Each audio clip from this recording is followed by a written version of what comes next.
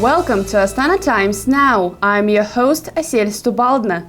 In this broadcast, we will look at the European Union and Central Asia meeting in Bishkek, Kazakhstan's work to promote nuclear non-proliferation, and Kazakh efforts to preserve the endangered snow leopard, among other stories. Let's get started. The relationship between Central Asia and the European Union just got stronger. European Union officials reaffirmed their commitment to Central Asia and announced $81 million worth of EU-funded projects in the region at the recent 15th EU Central Asia meeting in Bishkek. EU High Representative for Foreign Affairs and Security Policy, Federica Mogherini, told the meeting the EU-funded projects would support regional efforts toward climate change, counter-terrorism, and education, among other areas. The EU will invest, for example, in a regional female empowerment program, a new hydropower plant in Tajikistan, regional border management, and the next phase of the Central Asia Drugs Action Program. The new funding is part of approximately $1 billion in regional assistance the EU has provided since 2014. We want to support the countries in Central Asia in becoming more resilient, first and foremost.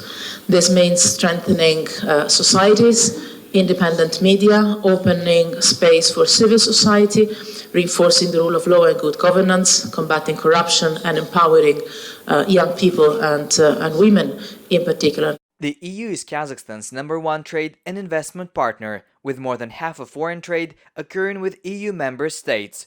Mogherini also met during the meeting with Kazakh Foreign Minister Beybat Atamkulov to discuss agreements reached during European Council President Donald Tusk's visit to Nur-Sultan in May.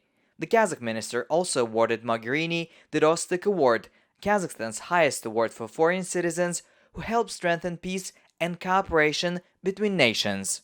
We also want, as Europeans, to contribute to the region's prosperity. The European Union is the largest source of private investment worldwide. In some of these 5 countries, it is also the first source of private investments and the first trading partner. But we see the potential is still huge, so we can do more to bring significant quality investments for sustainable connectivity projects in particular in Central Asia, provided a sound business climate is put in place. Kazakhstan has taken another step in its efforts to bring about a nuclear weapons-free world. The country recently ratified the Treaty on the Prohibition of Nuclear Weapons. It is the latest of many efforts by Kazakhstan to seek a nuclear weapons-free world. Kazakhstan signed the document in March 2018. The document is the first legally binding instrument to prohibit any use of nuclear weapons. It is also meant to raise awareness of the humanitarian consequences of using nuclear weapons. The treaty must be signed and ratified by at least 50 countries before taking effect. 70 countries have signed the treaty and 24 have ratified it. Kazakhstan's ratification comes as other key nuclear weapons treaties are at risk. Мировое движение по ядерному разоружению. Frankly speaking, global movement on nuclear non-proliferation is stagnating. All key agreements are losing their strength, and the most evident example is the Intermediate-Range Nuclear Forces Treaty that regulated the ties in this area between the United States and Russia. We expect to see the dissolution of the agreement, which will bring more unpredictability. If that happens, we may witness the legitimacy of all developments previously prohibited by the treaty, the issue of placement of missiles, and third is the risk of another nuclear race. Kazakhstan has been a leader in the non-proliferation movement since voluntarily renouncing what was once the world's 4th largest nuclear arsenal, which it inherited following the collapse of the Soviet Union. The country also suffered 456 Soviet nuclear weapons tests conducted over 40 years at the Soviet Union's Semipalatinsk test site on what is now Kazakhstan. Kazakh efforts to improve its investment attractiveness will receive an assist from the European Bank for Reconstruction and Development. The bank plans to increase its support for Kazakhstan's effort to reform its banking sector. Kazakh National Bank recently launched an effort to assess the quality of Kazakhstan's banking sector. The assessment is expected to be finished in December and determine the amount the Development Bank will invest in the country. The bank is also preparing a new 2020-2025 country strategy. And therefore, the areas we want to focus on going forward are areas of reform with investment.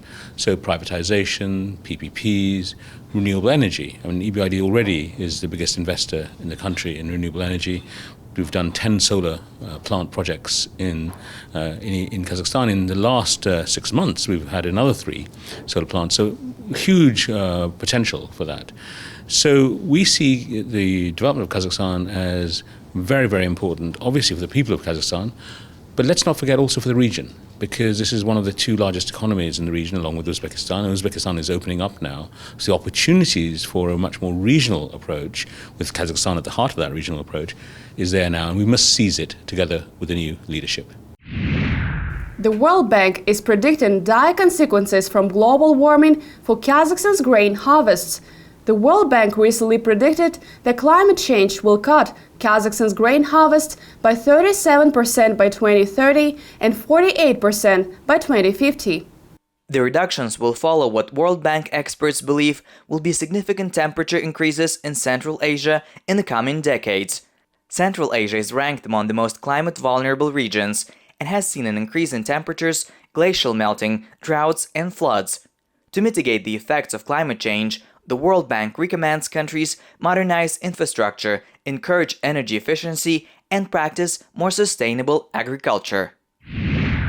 Snow leopards are among the coolest cats around, and Kazakhstan wants to help save them.